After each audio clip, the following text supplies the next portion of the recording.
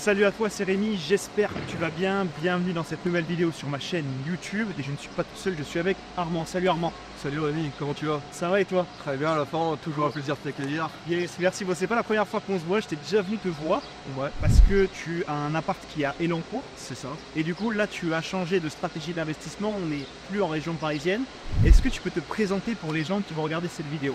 Bien sûr, moi je m'appelle Armand, j'habite donc dans les Yvelines, je suis technicien de maintenance et mon salaire c'est 1800 actuellement. Ok. Ce qui est bien mais pas top. Ok, et du coup, à l'époque, tu étais à 1500 € si je me trompe C'est pas. ça, ouais. J'ai réussi à négocier une petite augmentation avec mon patron à force de faire beaucoup d'efforts. Mais tu comptes pas que là-dessus, tu investis dans l'immobilier et C'est ça, voilà, ça ne suffit pas, on veut plus. Ok, donc premier appart, j'étais venu voir donc à Elancourt. Tu avais acheté à l'époque un studio, c'est ça? Comment ça se passe sur ce studio? Il y avait plein de personnes qui croyaient pas à tout ce qui était loyer à l'époque. Je me souviens quand j'avais sorti la chaîne YouTube, la vidéo YouTube, pardon. Donc parle-nous un petit peu, qu'est-ce qui se passe depuis? Bah écoute, l'appartement il tourne super bien, donc c'est un appartement que j'exploite en location longue durée, donc avec un locataire 2 ans. Ouais. Et le locataire est très heureux de l'appartement, on vient de re-signer le bail en fin d'année, il paye toujours à l'heure, enfin, c'est vraiment un très bon locataire, je le remercie même si un jour il regarde cette vidéo. Parfait. Donc vraiment un très bon locataire. Tu es aussi un très bon propriétaire, il faut le dire. Ça va de pair, Voilà, de pair. c'est ça. Donc qu'est-ce que tu as fait? Tu es toujours aux petits soins, tu avais changé la box récemment? C'est ça, bah, je suis constamment. Alors, il n'y a pas un énorme suivi à avoir avec le locataire. Je suis moi à lui envoyer la quittance, mais voilà, je suis toujours au suivi à lui envoyer des messages ou à l'appeler, à lui dire est-ce que tout va bien, est-ce que l'appartement tout fonctionne, est-ce qu'il y a des problèmes ou autre. Et comme tu le disais, bah, récemment la box commence un petit peu à fatiguer, donc je lui ai mis une nouvelle box. J'ai tout pris en charge, c'est moi qui l'ai ramené, qui l'ai installé, il n'a rien eu à payer, rien eu à faire. C'est un studio tout compris. La personne elle vient, elle pose ses valises et derrière c'est plié tranquille. Voilà. Ok. Et on est situé à Elancourt C'est ça. et on est loué à Voilà, 950. 950 pour un studio. J'insiste. Toutes les personnes qui vont regarder cette vidéo ils disent ah mais c'est pas possible. C'est quoi le prix d'un studio meublé en général? Dans mon secteur, c'est à peu près 700-750. Donc on est 200 € plus cher parce qu'il y a les prestations qui suivent, le C'est ça. propriétaire qui suit aussi. C'est ça, bonne prestation, bon propriétaire, et du coup, bah, pour le locataire, forcément, proportionnellement à la qualité du bien, donc ça roule tout seul. Parfait. Donc ça, c'est ta première expérience dans l'immobilier. Tu avais rejoint Immo Academy, tu t'es lancé dans ce premier appart. Bon là, Armand, changement de décor. On n'est plus en région parisienne. On est à un autre endroit. Donc tu vas nous dire où est-ce qu'on est pour ceux qui n'ont pas vu avec le cadre derrière. Tu as changé de stratégie. Explique-nous un petit peu où est-ce qu'on est et pourquoi. Donc, du coup, on se situe à Chartres, on est devant la cathédrale actuellement. Et du coup, j'ai quitté la région parisienne parce que je pense que comme beaucoup de gens doivent le savoir, les prix du marché sont assez chers. Ouais. Comme ma capacité d'emprunt est un peu plus basse, j'ai décidé de changer de région et je suis parti sur Chartres car c'est assez proche de chez moi, avec un prix au mètre carré beaucoup plus bas. Ouais. Donc j'ai décidé de venir m'installer ici, Ouais. de faire mes investissements, on parlera après, mes investissements à Chartres. Ok, parfait. Ben, ce qu'on va faire maintenant, c'est qu'on va aller dans ton premier bien qui se situe à 2 minutes à peine à pied de la place de la cathédrale. C'est parfait, on vous fait la visite et vous verrez, j'ai parlé du premier parce qu'il y en a un deuxième qui arrive derrière. C'est parti. C'est grand, hein? Ouais. Comme en plus j'avais loin d'appartement.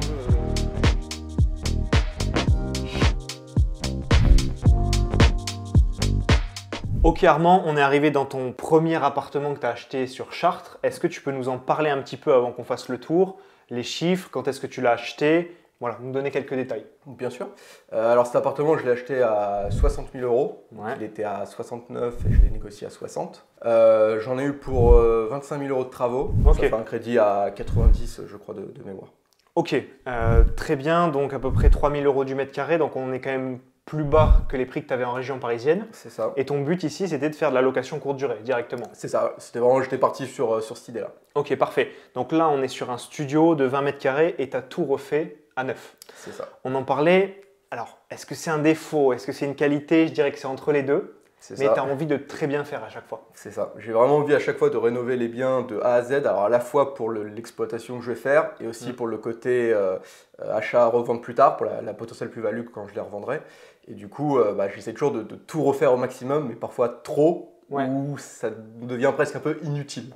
Je comprends et je sais pourquoi tu le dis, on va expliquer un petit peu, c'est simplement que des fois tu mets un petit peu trop de qualité, un peu trop de prix sur la cuisine, sur la peinture, sur les sols et je suis un peu comme toi aussi, moi j'essaie de me canaliser quand je fais du locatif parce qu'on n'est pas sur du locatif de luxe non plus, C'est ça. donc pour essayer d'avoir une bonne valeur perçue sans y mettre trop cher. Bon, ce qu'on va faire maintenant, assez parlé, on va te montrer un petit peu le tour du propriétaire. Donc là on est dans la pièce principale du studio, donc tu as tout refait, j'imagine, sol, mur, plafond, élec. Explique-nous un petit C'est peu. ça. Bah, du coup, alors, on mettra un peu les photos avant-après pour que vous puissiez voir. Mais du coup, donc j'ai refait complètement l'appartement. Donc j'ai refait, alors premier exemple pour montrer, j'ai changé les fenêtres. Ouais. Donc chose qui, du coup, finalement n'était pas forcément très utile puisque les fenêtres avant étaient en très bon état. Ouais, donc là, tu as voulu mettre vraiment le top du top. J'ai voulu repartir à zéro, mais ça reste quand même bien. Oui. Mais c'était pas forcément obligatoire. Voilà. Et c'est un budget de peut-être 1000, 1500 5000. 5000 les deux? Ouais. Ah, mais pourquoi autant? Bah, C'est cher. parce que c'est des fenêtres en bois. Ah, t'es obligé avec la copro. C'est ça. Ah, ok. Bah, en fait, quand on Ok. est à Chartres, on est dans les bâtiments anciens. Donc, il oui. faut respecter les codes. Et on est à 3 minutes de la cathédrale, donc ça ne m'étonne pas. C'est ça. Ok. Donc, ça a coûté cher. Ok, donc après, tu as changé aussi les radiateurs parce qu'il y avait une chaudière qu'on verra un petit peu, l'ancienne chaudière au gaz dans la cuisine, pardon. C'est ça, voilà, on était au gaz individuel. Et moi, j'aime pas le gaz personnellement, je préfère l'électricité. On contrôle beaucoup mieux sa consommation avec. Du coup, donc j'ai viré la chaudière et je suis passé au tout élec. Donc j'ai mis des radiateurs et un chauffe-eau dans la salle de bain. Petit tips important que tu m'as dit avant hors caméra, tu peux savoir à distance, parce qu'ils sont connectés, la température et la gérer. C'est ça, en fait c'est des radiateurs donc de marque Sauter, mais à peu près toutes les marques le font aujourd'hui.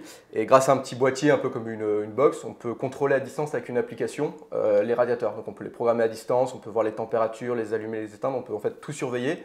Et ce qui est très utile dans la courte durée où les gens ont tendance à un peu faire comme comme chez eux, à surconsommer, et du coup on peut avoir un œil dessus. Et même ils font pire que chez eux parce que chez eux ils payent et ici c'est compris donc ils surconsomment. Donc là tu peux régler, bloquer au-delà d'une certaine température sans être dans l'abus avec un appart à 16 degrés, mais juste pas trop consommer. C'est ça. Ok, donc là tu as vu cet espace vraiment comme une chambre d'hôtel. C'est vraiment ça que tu as voulu C'est ça. voir. Bah, de toute façon, comme c'était une surface assez petite, ça c'est un 20 mètres carrés forcément, je n'ai pas cherché à faire un appartement avec salon, chambre, etc. J'ai vraiment, comme tu le dis, parti sur un esprit de chambre d'hôtel. Vraiment, on vient pour dormir, pour manger et puis voilà. Oui, c'est ça, visiter, aller au travail. Voilà, pour aller travailler ou autre. Tu as mis un lit de place, c'est un lit 140, 160 160. 160, donc vraiment, tu as misé lourd sur la literie, ce qui est très important. Ouais, donc ça c'est important, tu as du rangement, les petites tables de chevet, la déco, j'ai vu les tableaux de Chartres, voilà, c'est bien décoré je trouve, ça fait l'affaire. Ici, l'espace, on va dire, télé, qui est important aussi. Tu avais déjà mis une très belle télé, je me souviens, à Elancourt. C'est ça. Toujours dans le haut de gamme. Hein. Toujours dans le haut de gamme. Alors là, c'est une télé Samsung. J'ai acheté sur Cdiscount, mais je l'ai eu à un bon prix. Alors on est un peu plus petit. Cette fois, celle-là, c'est une 55 pouces. Ouais, ça suffit avec le recul qu'il y a. Mais voilà, tu me connais, c'est toujours mon envie de faire très grand. Ouais, je vois. On disait que tu n'aimais pas aussi le fait que tous les murs soient blancs, par exemple, que ça faisait un peu hôpital. Donc tu as mis cette couleur qui est quoi, le bleu? Bleu paon. Ok, que tu as appris à Leroy, c'est ça? C'est ça. Donc je trouve que ça fait bien, ça va bien dans l'appartement. Et ensuite, ici, on a l'espace cuisine. Alors, je te laisse avancer un petit peu et puis tu vas nous le présenter. Bien sûr. Je vais me mettre par là. Donc, qu'est-ce que tu as fait comme rénovation ici? Qu'est-ce que c'était avant et comment tu t'en es sorti finalement? Alors, avant, la cuisine d'origine était juste ici. Elle faisait à peu près 1 mètre. Et il y avait la chaudière ici. On voit encore un petit peu ce que tu me disais, l'enduit, donc là c'était la chaudière. L'enduit que j'ai repassé, parce que le mur est crépi. Ouais. Donc quand j'ai repassé l'enduit, ça l'a mis lisse. Ouais, mais ça se voit pas trop. Enfin, moi, je trouve que ça se voit pas trop, c'est bien. C'est les petites touches d'imperfection. Ouais. Et donc du coup, j'ai repensé complètement la cuisine, donc qui a été un petit peu compliqué, puisque de mur à mur, ça fait 1,50 m. Ouais. Et du coup, tous les meubles faisant généralement des chiffres pairs, j'ai eu un peu du mal à l'optimiser sans perdre de l'espace. Okay. Elle est déjà pas très grande. Donc j'ai réussi quand même à mettre un meuble de 60 pour mettre le micro-ondes et un meuble de 60 donc pour mettre la hotte, qu'on peut voir ici. Encore une fois, là tu as pris de la quali sur le micro-ondes, sur la hotte.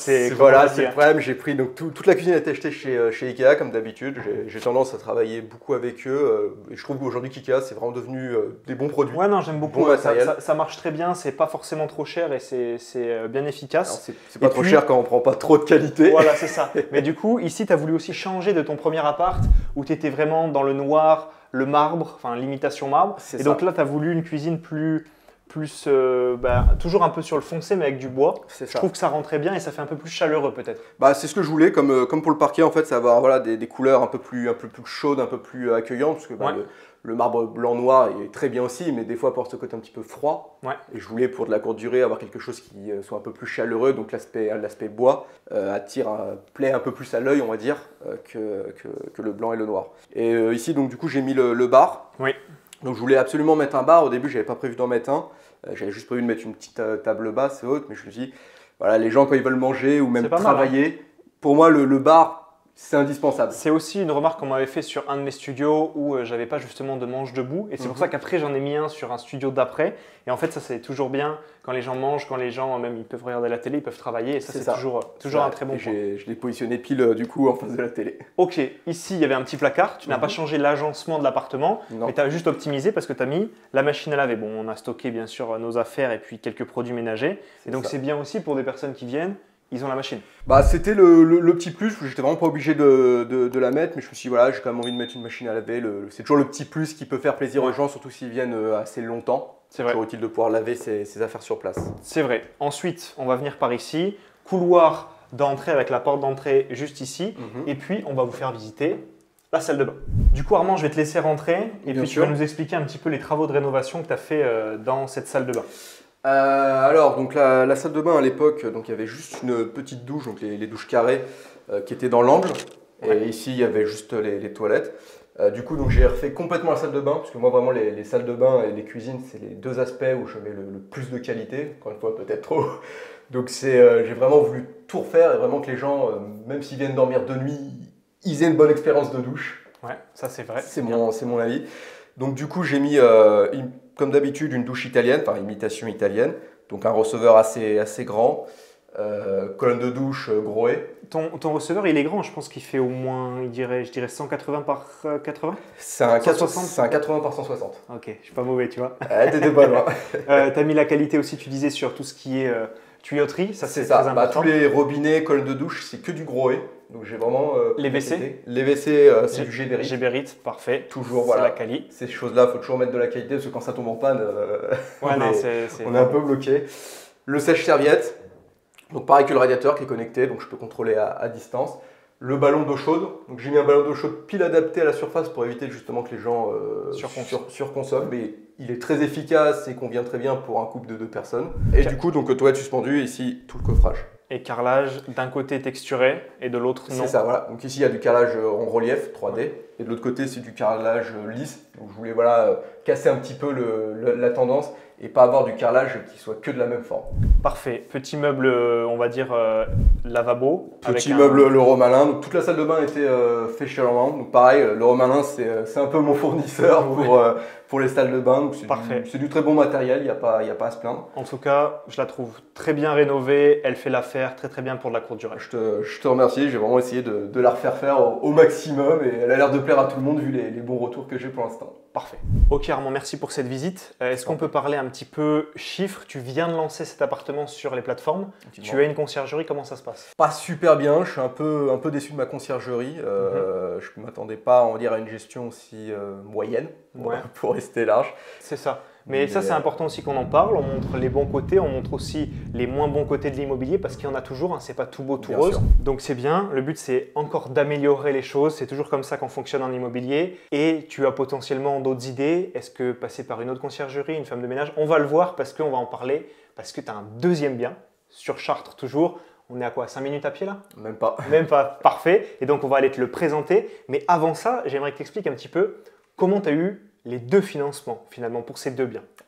Alors j'ai fait ce qu'on appelle, d'ailleurs je ne sais même pas comment ça s'appelle comme ça, mais j'ai fait ce qu'on appelle donc la doublette. Je voulais acheter donc ce premier bien, mais je voulais aussi en faire un deuxième, mais je ne pouvais pas malheureusement enchaîner sur un deuxième parce que ma capacité d'emprunt arrivait à ses limites malheureusement. Donc du coup ce que j'ai fait, c'est que j'ai acheté un deuxième bien en même temps, mais dans une autre banque. Voilà. Donc 2 opérations en simultané qui n'ont du coup pas été vues par les 2 banques respectives, qui m'a permis de réaliser du coup ce deuxième bien qu'on va présenter. Parfait, bien encore un peu plus petit, 14 mètres carrés, il rentre un peu plus dans la catégorie des micro-logements que j'affectionne particulièrement.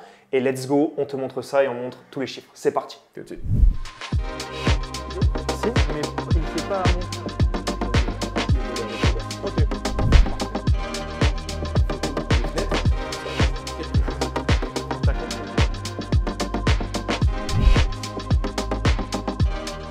Deuxième appartement, donne-nous quelques chiffres, le nombre de mètres carrés, le prix d'achat, comment ça s'est passé au niveau de rénovation, travaux? Alors là, on est sur un micro-logement, donc un appartement qui fait 14 mètres carrés. Alors, je l'ai acheté au prix, donc à 47 000 €. Donc, même stratégie d'ailleurs pour les autres. Premier à l'avoir trouvé, premier à avoir fait neuf. Alors, il n'y a pas eu d'œuf dans le cas de celui-là, mais premier en tout cas à me positionner, et donc premier à l'obtenir. Mais ça, c'est aussi une question de stratégie de recherche. Tu étais sur toutes les plateformes, toutes les notifs, tu étais efficace quand tu faisais ça. Toujours actif et réactif dans ma recherche de biens, ce qui fait que j'arrive toujours à trouver les bonnes affaires et être le premier à les avoir, puisque je suis tout simplement actif et actif. Tu vois, ça c'est un truc quand même qui me fait rire, je fais une petite parenthèse, il y a beaucoup de personnes qui, dès qu'ils voient une notif Facebook sur leur téléphone, ils sautent dessus, machin m'a commenté dans... On s'en fiche. Tu vois, il faut enlever toutes ces notifs, par contre avoir une routine de recherche sur les sites de petites annonces comme tu faisais, ça c'est hyper important. Et on voit le résultat derrière. Exactement, et ça me rappelle beaucoup mon premier micro-logement, 13 mètres carrés, 45 000 €. Donc tu vois, on est à peu près sur les mêmes ordres de prix que toi. Ok, donc là il était en mauvais état, clairement. Peut-être en encore plus mauvais état que le premier? Plus mauvais que l'autre, oui. Okay. Alors pas tant au niveau, on va dire, de la structure générale, mais surtout au niveau du DPE. Celui-là était classé F, donc passoire thermique. Et ça venait beaucoup de la surface de l'isolation, c'est ça. Extérieure. Parce que celui-là est beaucoup plus ancien que l'autre. On est dans un bâtiment des années 40. Donc forcément, les normes d'isolation ne sont pas les mêmes qu'aujourd'hui. Donc il y a eu beaucoup de travaux à refaire là-dessus. Et tu m'as dit que tu as réussi à refaire l'isolation sans perdre trop de surface, donc comment tu as fait? En fait, tout simplement, les murs qui donnent sur l'extérieur, donc on a réisolé les murs qui donnent sur l'extérieur et on les a complètement démolis. En fait, on a récupéré toute la surface d'origine et on a réisolé à peu près la même épaisseur qu'il y avait d'origine. Sauf que tu as mis des matériaux d'aujourd'hui, donc c'est beaucoup mieux isolé. On a mis de la laine de verre, 10 cm, plus du placo, donc on l'a complètement réisolé. Alors, j'ai pas encore refait faire le DPE pour voir la note, mais de ce que le diagnostiqueur m'a dit, parce que c'est lui qui m'avait justement conseillé de cette réisolation, m'a dit que je remontais facile en D, voire en C. Ok. Et les fenêtres, tu as changé ou pas? Elles étaient déjà là? Non, justement, on les a pas changées, puisque comme on a tout réisolé, la réisolation a apporté suffisamment sur le DPE, sans avoir besoin de changer les fenêtres. Et puis tu as vu que la dernière fois, tu avais mis un petit billet sur les fenêtres. Il y a aussi ça. Le budget étant limité, j'avais pas assez pour refaire les fenêtres. Est-ce que tu peux donner ton retour d'expérience par rapport à les travaux, sachant que toi, tu cherches à mettre de la qualité, mais souvent, on sous-estime un peu ce poste? Il y a une chose déjà qui est évidente, c'est qu'aujourd'hui les matériaux, tout a flambé. Je pense que j'apprends rien en disant que augmenté, tout coûte cher aujourd'hui. Donc la moindre rénovation que vous voulez faire, même si vous la faites vous-même, les matériaux vont coûter cher, que vous les achetez en grande surface ou chez des particuliers, peu importe, ça va vite se chiffrer. Et surtout si vous prenez un peu de qualité, et si vous voulez que vos matériaux, que vos travaux tiennent sur la durée, il faut toujours mettre un petit peu de prix.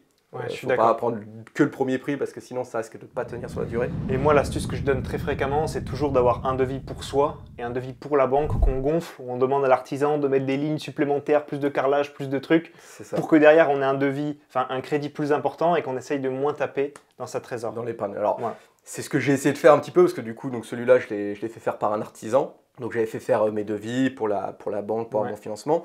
Mais le montant de travaux que je pouvais obtenir n'était pas suffisant par rapport à ce que je voulais faire. Il y a aussi ça qui peut bloquer, mais tu avais déjà la bonne idée dans ce cas. J'avais déjà la bonne idée, donc j'ai réussi à tout refaire. Mais tous les travaux, plus du coup l'artisan, parce que quand je suis passé par l'artisan, il y avait la main d'œuvre à payer, plus le mobilier aussi à acheter, parce qu'on oublie toujours qu'il y a aussi le mobilier à fournir. Et oui, après oui. Tout ça, ça a forcément fait gonfler mon budget de travaux, donc ce qui fait que je me suis retrouvé à un budget de travaux de 25 000 €, donc ce qui est beaucoup pour un 14 mètres carrés. Par contre, c'est tout rénové. Il y a de la plus-value latente et maintenant on va voir un petit peu ta rénovation avec le tour du propriétaire justement. Bien sûr.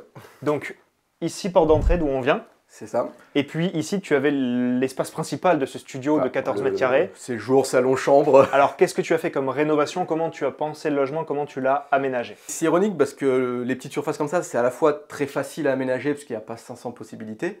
Et à la fois quand même compliqué puisqu'il faut garder à la fois de l'espace pour pouvoir circuler et vivre au quotidien. Et quand même pouvoir mettre suffisamment le mobilier qu'on a besoin pour que les personnes puissent y vivre ou y habiter. Donc j'ai conçu l'idée, c'est que je suis tout de suite parti sur un canapé lit. Alors c'est un bon canapé lit, mais c'est un canapé lit quand même. Parce qu'un lit aurait pris beaucoup plus d'espace pour la circulation. Donc je me suis dit, je préfère quand même que les gens, quand ils rentrent dans l'appartement, ils puissent marcher, ils puissent circuler, ils puissent s'asseoir. Dans le cas de ce micro-logement, tu n'avais pas assez de hauteur sous plafond pour mettre un lit mezzanine. En plus, donc c'est pour ça que surtout que la profondeur du lit mezzanine ne rentrait pas avec la porte. Tu as regardé, j'imagine, le Stora Ikea, le classique à 400 €. Voilà, c'est ça, mais c'est vrai qu'il est assez volumineux. Donc tu as mis pas mal de mobilier ici, style industriel, j'aime beaucoup. Moi, ça donne un petit cachet à l'appartement. C'est ça, bah voilà, j'ai essayé de changer un petit peu le style de l'appartement comparé au précédent que j'avais déjà fait. Je voulais prendre un style un peu différent. Puis je me dis, le style industriel, ça marche plutôt bien, les gens aiment bien. Donc je suis parti là-dessus. Alors je ne sais pas si ça se ressentira trop, mais j'ai essayé de faire cette imitation. Comme d'habitude, tous les murs blancs sauf un petit mur couleur pastel, ça donne un petit... J'ai mis un petit gris pastel, alors je le voyais plus foncé, mais ça n'a pas l'air plus gênant que ça. Je le trouve très bien. Tu as mis ici, donc, il y a un petit placard de rangement avec le nécessaire. C'est ça. Ici, tu as installé également un petit manche debout. C'est très important, je pense que tu l'avais vu aussi dans mes apparts ou dans d'autres en général. Ça m'a inspiré justement, alors je ne sais plus c'est lequel de tes appartements. C'est un appart justement... où tu as fait un petit mix parce que je sais que cette table je l'ai dans un appart mais j'ai pas le manche debout parce que justement j'avais pas fait cet effort de le mettre et c'était un défaut. Justement toi tu as réussi à le mettre. J'imagine que tu es reparti du plan de travail d'ici. C'est ça. Parfait. Et du coup c'est toujours un plus parce qu'il y a toujours des personnes qui viennent, qui travaillent un petit peu, qui quand elles veulent manger prennent juste soit le plateau dépliable qu'on voit ici, tac, soit se mettre au niveau du manche debout. Donc ça c'est vraiment parfait. Petite télé aussi pour forcément que les gens soient à l'aise. Et puis cuisine également rénovée. Est-ce qu'elle était bien là, la cuisine, à l'époque? D'origine, oui. Alors, c'était pas pareil, la vieille kitchenette, toute classique. Hein. Donc, comme d'habitude, je repars à zéro. Donc, j'ai refait toute la cuisine. Alors, celle-là était beaucoup plus simple que l'autre parce que ça fait 1,20 m, pile en largeur. Donc, 2 meubles de 60 finalement. C'est ça. Donc, à concevoir, j'ai pas eu à me prendre la tête. Un meuble pour l'évier, un meuble pour le micro-ondes et un meuble pour la vaisselle. T'es parti sur la même chose que l'autre, Ikea, etc. Ikea aussi, toujours cuisine Ikea. Il n'y a que, ça va te faire plaisir, il n'y a que l'évier et la robinetterie que j'ai pris. Ah, je le connais. C'est bon, ça c'est Primagran. C'est ça. Allez, tu vois, je l'ai mis aussi celui-là. Il est très bien celui-là. Ouais. Il est vachement bien et puis il va bien dans les petits espaces. Ouais, justement parce qu'ils n'avaient pas les modèles que je voulais à Ikea, de l'autre côté. Et du coup, j'avais pensé à toi justement dans une vidéo où tu avais dit que tu avais pris du Primagran pour l'évier. Je me suis dit, tiens, je vais regarder le site. Et puis j'ai eu des bons modèles et en plus, ça a des bons prix. C'est vraiment pas cher et comme tu as dit, c'est de la bonne qualité. Bon. Eh ben parfait. Donc voilà, là, c'est un peu le bazar à la cuisine, on n'a pas eu le temps de ranger. Mais parce qu'en fait, je t'ai demandé de booker tes appartements entre certaines réservations. Donc là, il n'y a pas eu encore le ménage, etc. On a mis les draps dehors. Il y a un voyageur qui est sorti ce matin. Donc pile poil le temps d'échanger. Ok, donc maintenant on va te montrer la salle de bain. Armand, je te laisse rentrer pour la présenter parce qu'elle est petite et la caméra va présenter tout ça aussi. Alors qu'est-ce qu'il y avait? Qu'est-ce que tu as rénové? Alors celle-là, donc un peu comme d'habitude. Je l'ai rénové complètement, donc il y avait... alors j'ai pas trop changé les dispositions, mais ce que je voulais c'était mettre une douche quand même un petit peu plus grande, puisque les bacs de 80-80 à l'ancienne, je trouve aujourd'hui c'est vraiment limité pour prendre sa douche. Donc j'ai réussi à en caser un plus grand de 100 par 80, qui est très suffisant pour prendre sa douche, mais qui est forcément un petit peu plus petit que... Ouais, mais ça va pour un micro-logement, franchement ça va, je trouve. Mais voilà, il est très bien optimisé. La salle de bain, il y a de l'espace. Ici on a les toilettes, donc pareil, toilettes suspendues, alors j'ai mis du Grohe. Mais c'est comme Gilbert, c'est les deux top marques du marché. Donc c'est de la très bonne qualité. Là, meuble vasque, petit meuble vasque, pareil, je crois que c'est un peu le remix. Oui, c'est le remix. Je crois que tu avais mis pareil sur le dernier, là, celui avec la salle de bain en longueur. Exactement. J'ai mis la même chose, donc pareil, ce qui me laisse un petit peu d'espace ici. Donc je rajouterai peut-être un petit meuble, une petite étagère. Et là tu es reparti dans le marbre là. Et là, je suis reparti dans le marbre. Mais alors cette fois, j'ai fait l'inverse de l'autre. J'ai mis noir en carrelage et blanc sur le sol. Et j'ai mis du noir. Alors j'hésite au début parce que j'ai toujours peur que le noir ça assombrisse la pièce. Mais comme dans la salle de bain, j'ai une fenêtre ici. Tout de suite ça apporte une luminosité qui permet d'éclairer le carrelage noir et donc de réduire le sombre que le noir peut apporter. Donc voilà. Et alors savoir aussi également pour le chauffe-eau. Donc je suis parti sur ce qu'on appelle un chauffe-eau instantané. C'est en fait un chauffe-eau qui ne stocke pas l'eau. Donc il n'y a pas d'eau, c'est de l'eau rentre directement et chauffée instantanément et fournit l'eau chaude à tous les points d'eau. Et ça c'est donc le diagnostiqueur à qui je travaille qui m'a conseillé ça et qui me dit que ça a amélioré grandement le DPE pour un bien comme ça. C'est cool, parfait, merci pour le tour du propriétaire et maintenant on va finir avec les chiffres. Merci pour les 2 visites, Armand, c'était très cool. Je t'en prie, merci d'être venu. Ouais, non, c'est toujours un plaisir de rendre visite à des élèves. En plus, je t'avais déjà vu, je vois ta progression, donc c'est super cool. Ici, ce bien, il vient d'être lancé également en location courte durée. Oui, alors un peu plus tard, parce que je l'ai fini un peu plus tard, donc lui, il a encore moins de retours que le premier. Sûr. D'ailleurs, le premier, tu as déjà 10 commentaires, tu n'as que des 5 étoiles, tes perles rares, c'est ça déjà? Déjà, oui. Et celui-là, bon, il est tout récent, donc c'est pas encore je viens de faire qu'une visite, parce que je l'ai lancé mi-février. Donc ça fait 2-3 semaines qu'il est en courte durée, donc j'ai juste une location pour l'instant, donc c'est encore un peu vraiment tôt pour le coup pour faire un premier retour. Très bien. Et moi, ce que j'aime bien, c'est que tu as choisi une autre conciergerie sur ce bien. Et tu t'es dit quoi? Tu t'es dit, je vais tester. Tout simplement, un peu comme toute entreprise, je mets le marché en concurrence. J'ai vu qu'il y avait plusieurs conciergeries dans le secteur. Donc pour savoir, entre guillemets, laquelle est la meilleure ou laquelle me conviendrait le mieux, les 2 biens, je suis passé par 2 conciergeries différentes. Sur la première, donc le bien qu'on a vu juste avant, tu as une personne qui ne te répond pas trop, qui n'est pas très réactive, tu as quelques petits soucis, il y a eu peut-être, il manquait la cuvée des toilettes, on ne sait pas trop pourquoi, il ne te répond pas. Il prend beaucoup de frais de ménage. Effectivement. Et ici, tu es avec une autre conciergerie où ça a l'air de se passer peut-être un peu mieux. Le feeling est beaucoup mieux. C'est une dame. Alors, je sais pas s'il y a ou pas, mais en tout cas, il y a un très bon feeling. L'échange est beaucoup plus vivant, fluide. Et du coup, ce qui permet d'avoir une relation professionnelle beaucoup plus agréable. Ok. Et puis, tu as vu aussi que forcément, la courte durée, certes, sur le papier, ça rapporte plus que de la location meublée classique, mais il faut aussi prendre en compte toutes les charges qu'on a. C'est ce qu'on a vu, on parle, comme on a dit, un côté positif, côté un peu plus négatif. Et donc, tu penses potentiellement à reprendre la gestion aussi toi-même et à déléguer simplement le ménage à quelqu'un qui est sur place. Il faut que je me forme un peu, on va se former ensemble. Bien sûr, je serai toujours là pour t'aider, il n'y a pas de problème. À exploiter le bien donc sans conciergerie, à le gérer soi-même. Alors, c'est vrai que c'est pas forcément non plus quelque chose de très compliqué, mais il faut toujours savoir bien le faire pour que ça continue à bien marcher. Et en tout cas, sur le premier, j'envisage effectivement de peut-être quitter la conciergerie qui ne me convient pas. Je comprends. Et moi, j'ai beaucoup de chance. J'ai une gestionnaire sur la région toulousaine, sur mes biens qui fonctionne très très bien. On arrive à se joindre tout le temps. Elle me propose les travaux un peu plus chers, un peu moins chers. Enfin bref, elle sait tout faire. Et elle est au top sur toutes les plateformes. Mais je sais que c'est pas facile forcément de trouver un très bon contact. Et donc, ça dépend vraiment aussi du contact et le fait de gérer aussi soi-même, ça peut être quelque chose qui marche bien, qui n'est pas trop chronophage si on a quelqu'un de confiance sur place. Bien sûr. Et qui rapporte plus d'argent derrière. Armand, ça fait aujourd'hui 3 ans que tu as rejoint le programme IMO Academy, tu as fait un premier bien Elancourt, tu viens d'en faire 2 nouveaux ici à Chartres.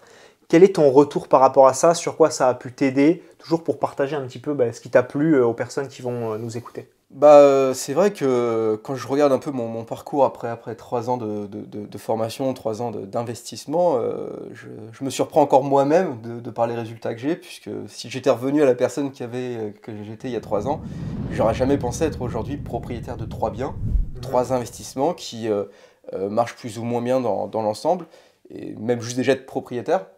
J'aurais jamais pensé en être là, donc c'est vraiment un grand merci de ta part. Écoute, ça me fait plaisir. De m'avoir ne serait-ce que lancé dans ce domaine. C'est toujours pareil, hein. Moi je fais un pas, j'essaye de cadrer les choses, mais c'est à chacun de faire le travail derrière. Toi tu as fait le taf, tu as fait un premier bien, tu as enchaîné. Toujours pareil, il y a des choses qui se passent plus ou moins bien, mais tu essaies toujours de les améliorer. Donc déjà bravo pour ton parcours. Je te remercie, hein. J'essaye d'avoir le parcours le plus noble possible. Non, c'est top, c'est top. Qu'est-ce qui a pu t'aider? Est-ce que c'est les contacts? Est-ce que c'est plus le groupe? Est-ce que c'est plus la fiscalité? Dis-moi un petit peu qu'est-ce qui t'a aidé au départ et aidé pour ces biens-là. Ce qui m'a aidé au départ et finalement ce qui m'aide toujours un peu aujourd'hui, c'est quand même principalement tes contacts, puisque ta courtière et ton comptable sont les personnes que tu nous présentes et que tu m'as présentées au début, et je travaille toujours aujourd'hui avec eux. Ouais, je pense notamment à la courtière qui gère encore mon bien, qu'on va en plus voir bientôt. Ouais. Donc c'est des contacts qui sont très compétents, des personnes qui sont très, très gentilles, très compétentes, et qui aujourd'hui m'accompagnent et me suivent dans mes projets. Donc c'est cette présentation et cette mise en relation dans un réseau de personnes qui vraiment apporte beaucoup, surtout quand on se lance. Des fois on ne connaît pas trop ces gens-là, donc c'est vraiment un plus. En immobilier, tout seul on fait rien. En équipe on avance vraiment fort, donc ça c'est un très bon point. Et puis tu l'as dit, on va les voir en physique parce qu'il y a aussi toute la communauté derrière, le groupe, les événements. Et ça aussi, ça pousse à aller de l'avant. Effectivement, l'échange, c'est ça, c'est la communauté, l'échange quand on se lance, alors c'est vrai qu'aujourd'hui j'en ai un petit peu entre guillemets moins besoin parce que je suis un peu plus sûr de mes connaissances, mais surtout quand on se lance dans l'immobilier ou d'ailleurs dans n'importe quel autre domaine, on ne connaît pas les choses, on est un peu intimidé, un peu impressionné, et le fait d'avoir des gens avec qui on échange, des gens qui sont, que ce soit à notre niveau ou à un niveau plus expérimenté, nous apporte, nous rassure, et nous permettre d'avancer, de répondre à nos questions si on en a. Exactement. Nous soutenir en fait simplement. Et puis même maintenant, tu vois, toi tu étais à un certain niveau et tu prenais des gens plus hauts, puis maintenant c'est toi qui es un peu plus haut et qui aide des débutants, notamment des personnes qui se penchent sur la ville de Chartres un petit peu en ce moment. C'est ça, c'est vrai qu'on est pas mal sur Chartres et j'échange un peu bien avec d'autres membres de la formation. Tu des personnes qui sont à un niveau inférieur. Bon, maintenant on finit cette vidéo au restaurant autour d'un cocktail qui va arriver. Et puis d'un bon repas, j'espère. Ouais, j'espère aussi. J'avais encore quelques questions plus philosophiques, je voulais terminer par ça. Qu'est-ce que ça a pu t'apporter l'immobilier ces 3 dernières années, du point de vue personnel, du point de vue financier? Comment tu vois un petit peu les choses maintenant? D'abord, ce que l'immobilier m'a apporté, c'est une passion, une nouvelle passion plutôt, une direction de vie, puisque à l'époque, à part mon travail, je n'avais pas forcément d'objectif particulier. Et le fait d'avoir découvert l'immobilier, de m'être lancé dedans, ça m'a ouvert une nouvelle passion, une nouvelle direction de vie et ça m'a mis des objectifs à atteindre. Je sais que tu es un petit peu impatient, que tu aimerais aller vite au niveau supérieur, mais... On peut toujours aller trop vite. En 3 ans, tu as fait déjà de très belles choses, il faut apprécier le chemin parcouru et je sais que tu iras très loin parce que tu as la très bonne mentalité pour y aller, donc sur ça, j'ai pas de doute. J'espère également réussir, quelle que soit la manière, parce que le chemin n'est pas encore totalement clair, mais la destination l'est en tout cas. C'est parfait. Et j'espère pouvoir travailler dedans d'une manière ou d'une autre. Est-ce que ça t'a apporté de la confiance en toi? Est-ce que tu es plus serein sur l'avenir financièrement grâce à tes biens? Comment tu vois les choses? Ça apporte toujours, je dirais de manière générale, ça apporte toujours plus de confiance en soi l'immobilier, puisque c'est un milieu où on interagit beaucoup avec des gens. On interagit avec des agents immobiliers, on interagit avec des banquiers, on interagit avec des comptables, etc. Donc c'est un milieu où forcément il faut être social, et si on ne l'est pas, ça nous apprend à l'être, parce qu'on est constamment en relation avec des gens, on est constamment à appeler des gens, à parler avec des gens. Donc c'est vrai que c'était pas forcément une faiblesse pour moi, mais ça m'a en tout cas permis de beaucoup plus travailler mon relationnel, et donc de parfaire cette qualité qui m'aide à la fois dans l'immobilier mais qui est d'ailleurs dans ma vie de tous les jours. Parfait. Et puis le côté financier avec ton premier qui tourne très bien, ceux-là qui sont en train de se lancer, mais tu as au moins plusieurs lignes de revenus. Sans parler du cash flow, ça apporte aussi du patrimoine. Bien sûr, parce que tu amortis tout le temps. Voilà, on amortit du bien, c'est des biens que quand je revendrai, qui me rapporteront des plus-values.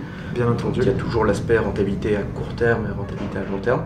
Et comment tu te vois dans l'avenir? Est-ce que tu penses rester salarié? Comment tu vois un petit peu la relation avec ton boss? Est-ce que tu penses à changer? Comment tu vois la suite? Forcément, d'une manière ou d'une autre, j'ai envie de me développer dans l'immobilier. Alors encore une fois, comme je disais, le chemin n'est pas totalement clair, mais tout ce que je sais, c'est que j'ai envie de travailler dans l'immobilier, j'ai envie de vivre de ça, que ce soit d'être salarié ou peu importe. J'ai envie que ça en devienne ma passion et mon travail à taux plein. Et donc du coup, de quitter mon entreprise, quitter mon travail. Parce que je ne dirais pas que le salariat ça me convient pas, mais c'est plus travailler pour un chef qui me dérange. J'aime avoir ce côté un peu autonomie. Parce on a un peu le cliché du mini-chef qui nous dicte notre travail et tout, mais pourtant c'est un cliché qui est quand même bien vrai dans une bonne partie du travail. Ouais, c'est sûr. Et du coup, voilà, j'ai envie d'être autonome.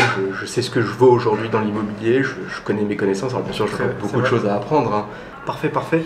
J'ai une petite question au niveau de la retraite. J'aime bien en parler parce que c'est aussi un sujet qui revient un petit peu sur la table, sans faire de débat politique. Est-ce que tu y crois? Est-ce que c'est une raison pour laquelle tu as investi dans l'immobilier? Comment tu vois les choses par rapport à ça? La retraite, j'y crois dans le sens où oui, on en aura une, ça peut pas disparaître, c'est pas possible. La question après, je pense qu'il faut plus aborder, c'est pas est-ce qu'on aura une retraite ou pas, c'est est-ce qu'on en vivra. C'est plus ça.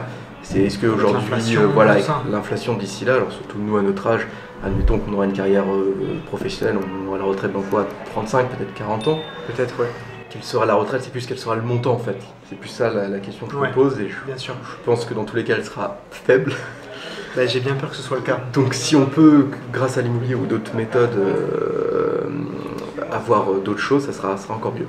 Parfait.